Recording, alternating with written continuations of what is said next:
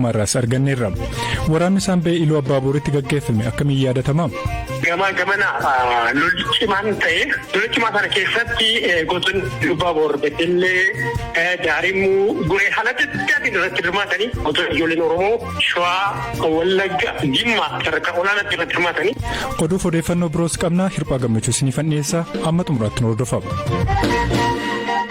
Guyyaan injifannoo weerartoota Xaaliyaanii irratti argame waggaadhaan akka lakkoofsa Itoophiyaa eebila 27 Itoophiyaatti yaadatamee oola. Waraanni Saambee waraana cimaa waxabajjii 27 hanga adoolessa 4 bara 1933 guyyoota 7 raawwatame. Iddoon itti adeemsifames godina Iluu Abbaabor magaalaa Goree irraa kallattii kibbaan kiiloomeetira 17 fagaatee kan argamuu fi magaala xiqqoo kan turte Saambee irrattidha. Haa ta'u malee seenaan Saambeetti raawwate jedhamu kun kitaabolee seenaa keessatti sirnaan barraa'ee mul'atu. Obbo Tamasgeen Korjee qorataa aadaa waajjira aadaa fi turizimii godina Iluu Abbaaboritti akkasitti ibsu. Humni gara baatiloonii 12 ta'u gara 12,000 ta'u wal ijaaree karaa gurra fardaa karaa adda qayyaa karaa asiin karaa boongaa karaa naannee karaa diduu cabsee dhufuuf yeroo inni yaalu gootonni naannoo innoo Saambee jiran Bolshees Bullukkoo magaala Goree irra jiru wajjiniin yeroo dhufan isaan dursanii immoo laga kutanii tooftaa isaan fayyadaman riqaa qabirraa kutanii gamana lolli cimaan ta'e lolli cimaa sana keessatti gootonni Iluu Abbaabor Beddellee Daarimuu Guree haala gaggaatiin irratti hirmaatanii gosoonni ijoolleen Oromoo Shawaa Wallagga Jimmaa sadarkaa olaanaatti irratti hirmaatanii haala kanaan gamatti qeexxaanii qabuutiin loltoonni sadarkaa olaanaatiin dhufanii akka isaan deeggaranii fi Xaaliyaanonni mo'amuu isaanii yeroo baran cu'adii asii ol kaasanii nu booji'aa yaada kaasanii egaa haala kanaan booji'amtoota loltoota 1,108 gara magaalaa Goreetti ol fidanii haala kanaan meeshaan illee madfiin matiraayesiin meeshaaleen manaa 30,000tti lakkaa'amullee akka booji'amedha. Egaa lolichi sadarkaa cimaatti lola deemedha. Haa ta'u iyyuu malee darbe keessa kun yaadatamuu hin dandeenye. Mootummaan darbaa darbes seenaan uummata Oromoo baasu irratti laafee ture. Immoo uummanni Oromoo seenaasaa eenyummaasaa baasuuf gatii carraa argateef yeroo ammaa kana godhoo sadarkaa gaariin Oromoo gochuuf sagantaa guddaarra jira.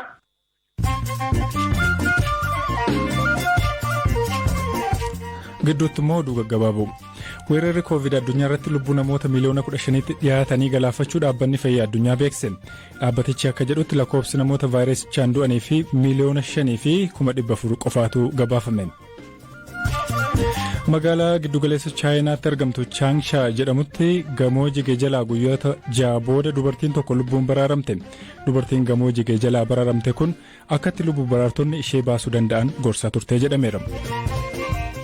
Tujaaronni Raashiyaa qoqqobbii biyya isaaniirra kaa'ame jalaa miliquudhaaf gara Dubaayitti baqatan biliyeenaroonni Raashiyaa Yuunaayitid Arab Emireetti seenan akkaataa kanaan dura hin baratamneen dabalaa jiraachuun ibsameera.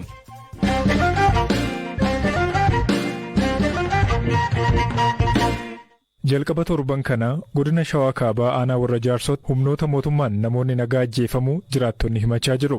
Jiraataan firrisaa 3 jalaa ajjeefame tokko ammallee reeffi namoota ajjeefamanii hin kaane jedhama. Achuma jira achumatti ofii milishaa naannoo saniitti fi ofiif itti darbanii eegatuma jiran ofumaaf eegaa jiranii hin agarsiisanu meebii warruma qaama gamarraa dhufu elektiriikirraa qaama dhufu kun amma oduudha. Shanii akkasitti ajjeesne jedhanii agarsiisaa jiru konkolaataa irra jiru achii dhufu jedhamaa jiran iyyuu akkasiin malee dhagahuu dandeenyu. Maatii keessan keessaa namni hidhattootatti makamee jira kan jedhuuf jiraataan kun akkas jechuun deebisan. Tokko iyyuu hin jiru maatii keenya keessaa qaama hidhatee wajjin qaamni jiru hin jiru. Jiraataan BBC'n dubbise immoo warra ajjeefaman kunneen namoota akkamii akka ta'an ibsa. Haala Addis Abadaa ayyaana matbaala ooluudhaaf warra deemee kalsiraa hojjetee to'ii kalsiraadhaan bulu namni oliif gad deemee waa'ee olola adda addaa oofuu miti jarreen kun mana barumsaa yuunivarsiitii fa'aa dhaqee to'ii achirraa fa'aa dhufetu haan immoo mana amantaa Gamaan kan jedhamu achirraa marraqamee to'ii matbaalaaf warraa dhufetu jira mana amantaatiif daakunii malee wanna olola qabanu namoonni kun kuma biraa qabanii deemanii mana dirreessa geessan jennee doonaa hafne warri kun nama 18 Jiraataan akka maqaan isaanii ramne gaafate kun qaamni ajjechaa kana raawwate eenyu ta'uu jedhamee kan gaafatame yoo ta'u qaama barbaade ta'uyyuu gochi gara jabeenyaa kana raawwachuun maal yaadeeti jechuun gaaffii kaasa. Qaama mootummaa jireetti kan asirraa kaasee tolchine qaamni mootummaa nama sirreessee haala tokko nama gaafatee wayii nama adabee yoo murtiin itti kenname ragaallee funaanee akkasitti namarraa haalli tokko fudhatamanii dinqiree raawwatee ilma namaa haadha fabbaarraa kaasee raawwatee tooyi hatee raawwatee akkatti gadi naqee tooyi du'an taane ajjeesa. Qaamuma fedhee waa ta'u qaamni nama ajjeesu qaamni akkana nama godhu mootummaa fedheewu qaama daggalaatis haa ta'u qaama baddaatis haa kan godhu dhalannee agarreen beeknu abaabilee taakilee keenya irratti agarreen beeknu kan akkanaa kanaan kan dhufuun mootummaa akkamii ta'uudha kan amma jiru kun uummata kana lafarraa fitee tooyi mootummaa akkamii ta'uudha namatti hin dhaga'amu mootummaa akkamii ta'a kan amma kaatti nama miidhaa jiru immoo odoo awwaallame waan tokko haadha fabbaadha idoon awwaallamii akka keessa taa'uun daakaatti gadi naqamee taa'uun kun sirriidhaa kun gadda akka keenya dhorkuu jiranii jenoo mana keessa taa'ee boo'uu jira kan jalaatu akka keessatti faan nama hanqisiisa mootummaa akkamii jennimmaa akkanaa namarraan ga'u akkanumatti siin jedhanii raawwatanii tooyi dhiiga ho'aadhaan lafaa ka'anii raawwatanii rasaasa kamladanii yoo rasaasa nama beektan kun sirriidha mootummaa akkamiiti samuusaa keessa maal galfatamaatti itti dhaga'a mootummaa qaama akka fedhee waa ta'u qaama akka fedheetu waa ta'u kan akkamiiti yaada akkamiiti isatti dabarsa yaada akkamii namaa dabarsa eenyu wajjin buluuf yaanirra jiroo ta'e uummata ija lafarraa biti uummata ofirra lafarraa bitee raawwatee mootummaa sinduuqan jira sinduuqan dhaabbata namaan jedhu jira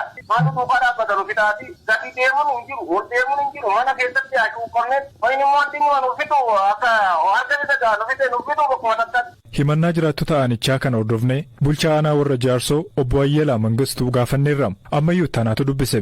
Aanaa keessanii ajjechaan akka raawwatee fi humnoota nageenya mootummaa himatanii maaltu ta'e isarratti yaada keessan hin barbaade gama mootummaatiin. Qorachaa jirra warra raayyaatti nama wayyaa wajjin qorachaa jirra kanaarra jalqaba. Humnootuma mootummaa tajjeese jedhu isaanuu akkamiin qorattu ture? Diina iddoo diina fi kaanis seeliitti kan diina wajjin kan ture amma nama kan keessa jira moo hin jiru qorannoo barbaada ka amma hin qabaman warri bal'aa isaanii warra diina wajjin ture. Isa keessa immoo maaltu jira akkamii hin jedhu amma adda baasnee qorachaa jirra barakko. Akka odeeffatanitti nama meeqa du'e? Ragaadhaan qabu amma ammaatitti. Akkan jiraattota gaafadheetti nama 18 hojjeefameedhu. Isaan 18 jedhu mootummaa tajjeesee jedhu kan du'an immoo namoota nagaati akka isaan jedhanitti shanee miti jedhu wanni isin qorattan kanneen du'an keessa nagaadha moo hidhattoota waan jedhu qorattu moo qorannoo keessan kan maaliiti? Kan beeknu gaafan kan adda baasnee diina wajjin turan baay'eetu jiru diina wajjin deebii diinaa ta'anii rakkoo nageenyaa kanatti rakkoon nageenyaa jiru immoo atileetti bakkeen rakkoon nageenyaa jiru immoo atileetti qaamni nagaatii keessa miidhamuu waan danda'u eenyu ni fa'a. Nama kana keessa qaama nama nagaati nama kana hin jettu qorannoo waan kanaan barbaada. Bulchaan aanaa kun kan ammallee qorachuudhaaf jirraa haa jedhan malee jiraatan ilmi isaanii jalaa ajjeefame ilmi isaa nama nagaa akka ta'e miira gaddaan himam. Yana duraa galaafatan gaanuma yana duraa ajjeesani. Anuma biraa ture yookaan kiyyaanuma bira ture. Haalli ture gaafa hojjaa duraa ganama horii yaafannee jirra. Horii bakka yaafannee jirrutti horii yaafnee ilma kiyyaa wajjin horii bira dhaabbannaa inni dhaabbataan nan ta'a horii kana nyaachisaa jira. Tilmaaman sa'aatii 12 ruubii akkanan ta'a. Biqilanyaa shanee arganne amma jedhanii hoggasuma wayaa irraa baasanii kootii akka kootii shurraabii tokko irraa baasanii duubatti hidhan harkasaa. Ijoollicha nu harkaa fuudhanii deemanii gaafa hojjaa lama foo dinqii fi carqii qabannee fidamne gaafa silaa seeratti isaanii deemne. Amma booda kaataa dhabne waannootti kaambii wannoo kaajimaa jedhamu keessa kan jiranu jarri kuni achi gaafachuudhaan ganama.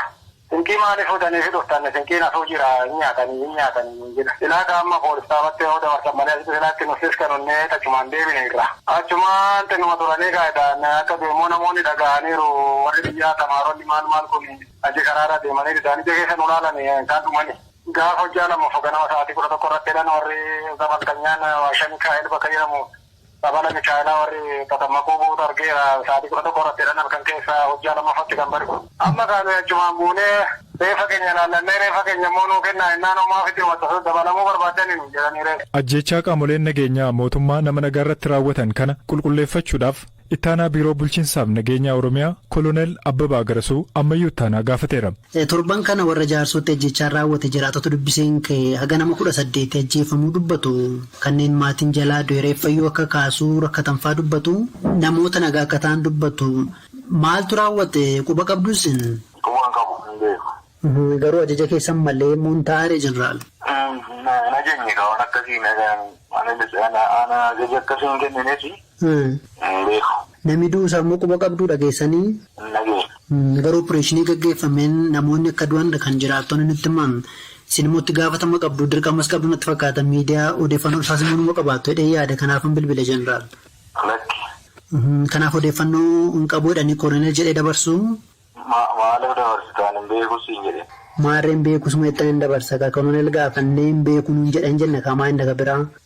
Maaliif ani barra wanta na gaafatte hin jiru. Dirqama qabdu be miidiyaarra gaafa isin gaafannu isin uummata tajaajilu achi teessanii waan beektan nutti immoo qabdu yoo hin beeku jettan immoo akkasumaan jedhanii malee maa hin daree ka biraa. Jedhi kaalee hin beeku. Nagee. Tole quba qabdan namni duusaas. Tole shi guddaa galatooma koroneel. Ji'uma kana keessa opereeshinii shanee dhabamsiisuu jechuun mootummaan gaggeessaa jiruun wal qabatee bakka garaagaraatti keessumaa Oromiyaa keessatti namoonni nagaan ajjeefamaa jiraachuu himachaa jiru. Komii uummanni kaasu kanaaf mootummaan hanga ammaatti ifatti kan ibsa hin kennine yoo ta'u paartileen mormitootaa Oromiyaa keessa socho'an kanneen akka Adda Bilisummaa Oromoo fi Koongireesiin Federaalawaa Oromoo maqaa opereeshinii kanaatiin uummanni nagaan ajjeefamaa jira jechuudhaan balaaleffatanii jiru.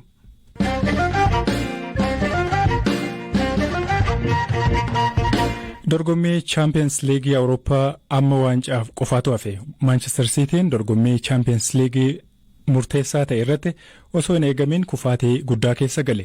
Real Madrid duubaa ka'uudhaan injifachuun xumuraaf Liverpool wajjiniin taphachuuf darbe. Elias Mulugeetaa tapha ajaa'ibaa jedhame kana kilaboota ciccimoo Ingilizii fi Speen walitti fide kanarratti kan qopheesse qaba.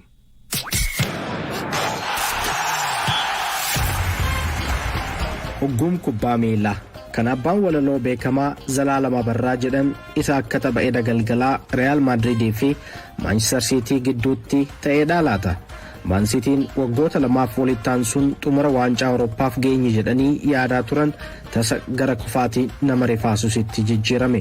Kaleessa galgala sa'aatiin taphaa daqiiqaan 90 erga xumuramee booda diraamaan dirree Barnaaboo keessatti daawwatame. Taphni dhaqaa galaan gooliiwwan 11 irratti lakkaa'ame kun akkasiin xumurama jedhee namni eegeen turre. Manchester Cityidhaan goolii lamaan caalamee waliigalaan 5-3tiin hanga daqiiqaa ishee dhumaatti ture Real Madrid. Torban darbe 4-3 injifatanis Riyad Mahrez galchii tokko lakkoofsuun olaantummaa City dabalee ture. Booda Rodrigoon dirree seene.